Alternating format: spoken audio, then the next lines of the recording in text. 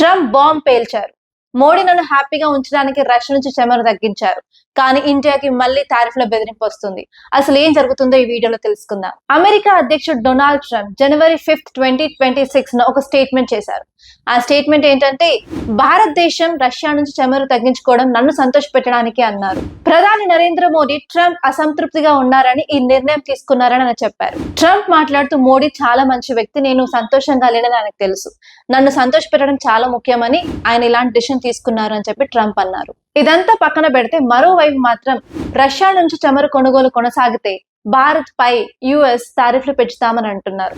అంతేకాదు, ఈ ఇష్యూ పైన సహకరించకపోతే ఇమీడియట్ గా as soon as possible tariff పెంచే అవకాశం ఉందని చెప్పి స్పష్టం చేశారు. ఈ వ్యాఖ్యలకు నేపథ్యం ఏంటంటే, రష్యా ఉక్రెయిన్ వార్ స్టార్ట్ అయినప్పటి నుంచి రష్యా నుంచి ఏ కంట్రీస్ అయితే డిస్కౌంటెడ్ ప్రైస్ కి ఆయిల్ కొనుక్కుంటున్నాయో ఆ కంట్రీస్ పైన ఆంక్షలు విధించడం స్టార్ట్ చేసింది. ఇండియా రష్యా నుంచి డిస్కౌంటెడ్ ప్రైస్ లో క్రూడ్ ఆయిల్ కొనేసి మన ఇండియాకి సంబంధించిన ఎనర్జీ సెక్యూరిటీని మెయింటైన్ చేస్తుంది.